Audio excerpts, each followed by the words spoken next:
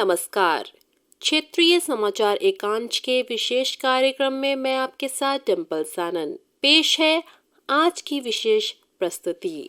श्रोताओं, स्वच्छ भारत अभियान भारत सरकार द्वारा आरंभ किया गया राष्ट्रीय स्तर का अभियान, जिसका उद्देश्य गलियों, सड़कों तथा अधोसंरचना को साफ सुथरा रखना और कूड़ा साफ रखना है। यह अभियान 2 अक्टूबर 2014 को आरंभ किया गया। राष्ट्रपिता महात्मा गांधी ने देश को दास्ता से मुक्त कराया, परंतु स्वच्छ भारत का उनका सपना पूरा नहीं हुआ।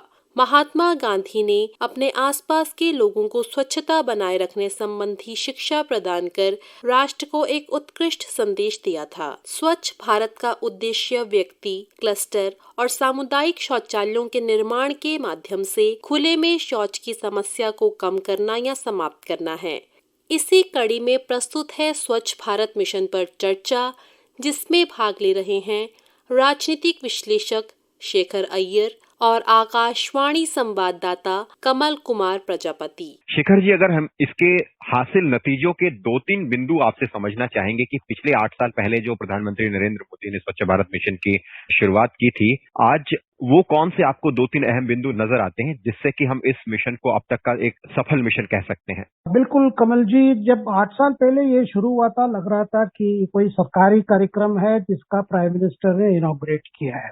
लेकिन अब अगर हम पीछे मोड़ के देखें, ये पिछले 8 साल में ये जो पहले लग रहा था सरकारी कार्यक्रम, आज एक मास मूवमेंट बन गया है। मतलब लोक आंदोलन बन गया है, जिसपे हम देख रहे हैं युवा है, स्कूल बच्चे हैं, कॉलेज के छात्र हैं, ये सब मिलकर एक प्रकार से स्वच्छता अभियान जो है एक कंटिन्यूइंग प्रोसेस, एक कंटिन्यूइंग मूवमेंट बन गया है। और आज हम देख रहे हैं कि जब हर साल ये स्वच्छ सर्वेक्षण जब आता है, उससे पता चलता है कि अब हर शहर में कुछ ना कुछ चीजें बदल रही है, कुछ ना कुछ चीजें चेंज हो रही है फॉर द बेटर। इसीलिए जब राष्ट्रपति द्रौपदी मुर्मू जी ने जब अवार्ड्स दिए, तो उन्होंने कहा कि कई छोटे टाउन्स ले लीजिए, सिटीज ले लीजिए, कई राज्यों ले लीजिए, इन्होंने अपने आप को कचरा से मुक्त यानी गार्बेज फ्री ऐसे कैसे बने, इसके लिए कई स्टेप्स लिए। जिस स्टेप्स कई जगह पर बड़े स्टेप्स लिए गए, कई जगह पे छोटे स्टेप्स है, लेकिन हर राज्य, हर बड़े बड़े शहर में कोशिश हो रही है। ये सबसे बड़ी बात है।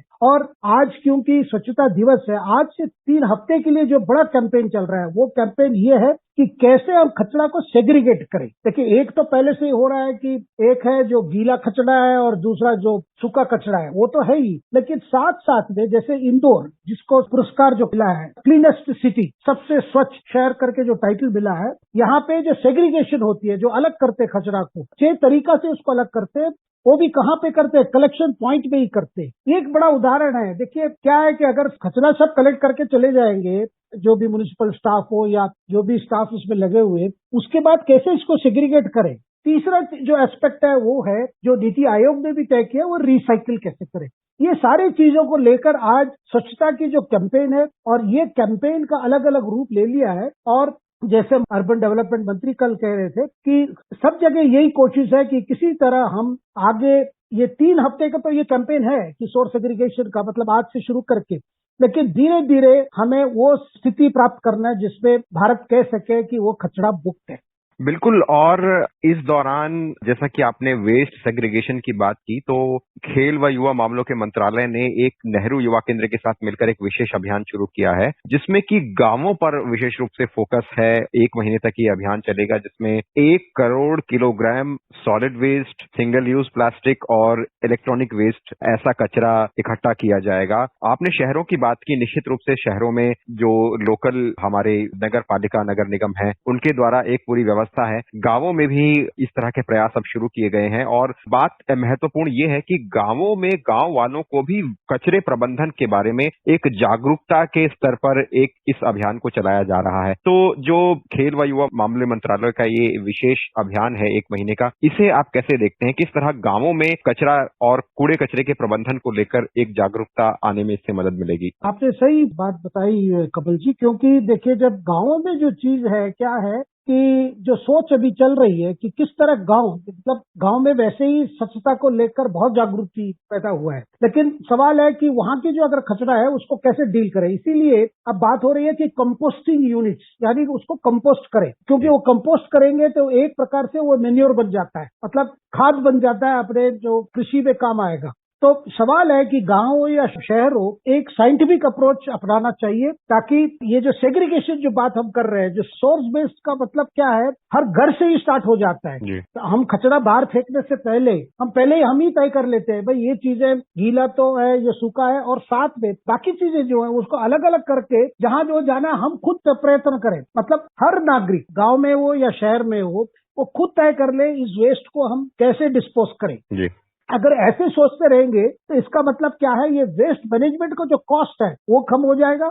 और आपने कूड़े कचरे के प्रबंधन में साइंटिफिक अप्रोच की बात की, तो इस चीज को सुनिश्चित करने के लिए सरकार ने इस ओर ध्यान दिया है कि स्वच्छता के सॉल्यूशंस को लेकर हमारे स्टार्टअप्स सामने आए, युवाओं की सोच सामने आए, और इसलिए अभी इस साल सरकार ने स्वच्छता चैलेंज नाम की एक खास प्रतियोगिता का आयोजन किया था, जिसमें कि देश के बहुत से स्टार्टअप्स अपने अपने नए विचार के साथ सामने आए, और अभी कुछ दिन पहले ही इन स्टार्टअप्स को पुरस्कृत किया गया था जो विजेता रहे और जिन्होंने स्वच्छता को लेकर समाधान दिए। तो जिस तरह से सरकार युवाओं की सोच को, उनके आइडियाज को स्वच्छता में शामिल कर रही है और उससे समाधान तलाश रही है, ये कैसे महत्वपूर्ण है?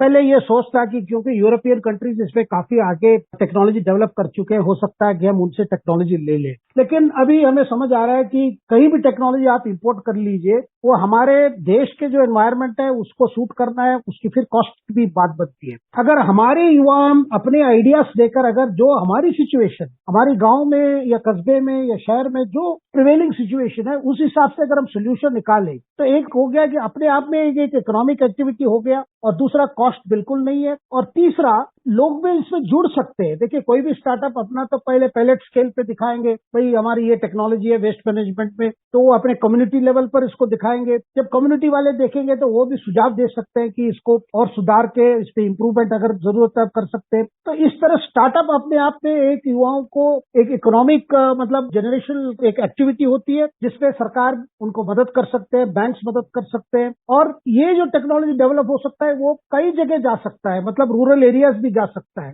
गांव में जा सकता है, कई कर सकता है। क्योंकि जो कचरा है, देखिए कचरा में बहुत वेल्थ है, उसमें कचरा को कचरा के रूप में आज नहीं देखते हम, कचरा को हम देखते हैं कि उसमें हिडन वेल्थ है। यानी अगर आप ठीक तरह से अलग करेंगे, सेग्रीगेट करेंगे, तो उससे भी आप उसको इकोनॉमिक मोनिटाइज कर सकते हैं। ये सबसे बड़ी इंपॉर्टेंट बात है। जैसे गोबर, पहले गोबर को लेकर क्या सोचता, लेकिन जब गोबर गैस प्लांट शुरू हुए तब से लग रहा भाई गोबर से ही हम ये सब बना सकते हैं, खाद बना सकते हैं, ऊर्जा ये कर सकते हैं, इससे आप इरिगेशन की फैसिलिटीज भी कर सकते हैं, ये कई चीजें हो सकती है। इसीलिए ये जो हमारी लक्ष्य है 2026 भारत एक गार्बेज फ्री कंट्री बनेगा, ये एक अपने आप में एक पब्लिक मूवमेंट होगा। निश्चित रूप से। और 2030 के संयुक्त राष्ट्र के कुछ सस्टेनेबल डेवलपमेंट के गोल्स हैं, उसमें पर्यावरण की सुरक्षा, स्वच्छता भी एक महत्वपूर्ण लक्ष्य है, जिसको हासिल करने की ओर भारत अग्रसर है। और प्रधानमंत्री ने पिछले साल ये एक लक्ष्य रखा था कि 2026 तक हमें सभी शहरों को कचरा मुक्त करना है। तो अगर हम देखें तो 2030 के लक्ष्यों से पहले ही हम अपने लक्ष्य निर्धारित कर रहे हैं। किस तरह से सरकार की ये अप्रोच अहम है? सरकार की जो हमेशा सोच यही है कि जागृति बढ़ना चाहिए, क्योंकि जागृति पिछले 8 साल में तो बहुत बड़ी है, लेकिन हम चाहते हैं कि और भी बढ़े। हर नागरिक सोचेगा कि अगर मेरी तरफ से, मेरी घर से इतनी कचरा डेवलप हो रही है तो इसको मैं कैसे प्रॉपरली मैनेज करूं। तो हर व्यक्ति अगर ऐसे सोचने लगता है तो इसका मतलब है जो स्टेट के या सरकार के ऊपर जो कॉस्ट है वो कॉस्ट कम होगा। दूसरी बात, कमल जी, कचरा सब नगर निगम वाले ले जाते हैं, एक जगह डंप कर देते हैं, फिर वहां जाके उसकी ह्यूमन एफर्ट होती है सेग्रीगेशन में, यानी मतलब एक बड़े हज़ार्डस काम है। इसीलिए साइंटिफिक मेथड में क्या है कि एक तो प्राइमरी सेग्रीगेशन जो खुद नागरिक करेगा, दूसरा सेकेंडरी सेग्रीगेशन जहां टेक्नोलॉजी आएगी, टेक्नोलॉजी उसको सेग्रीगेट करेगी, कौन सा यूज हो सकता है, कौन सा रिसाइकिल हो सकता है। तो ये दो चीजें हैं। शेखर जी, बहुत बहुत धन्यवाद कार्यक्रम में जुड़े और स्वच्छ भारत मिशन को लेकर आपने हमारे साथ अहम जानकारियों सहित अपने विचार रखे। बहुत बहुत धन्यवाद। श्रोताओं, अभी आप सुन रहे थे स्वच्छ भारत मिशन पर चर्चा, जिसमें भाग ले रहे थे राजनीतिक विश्लेषक शेखर अय्यर और आकाशवाणी संवाददाता कमल कुमार प्रजापति। आज के कार्यक्रम में फिलहाल इतना ही। मुझे यानी डिम्पल को दीजिए इजाजत। नमस्कार।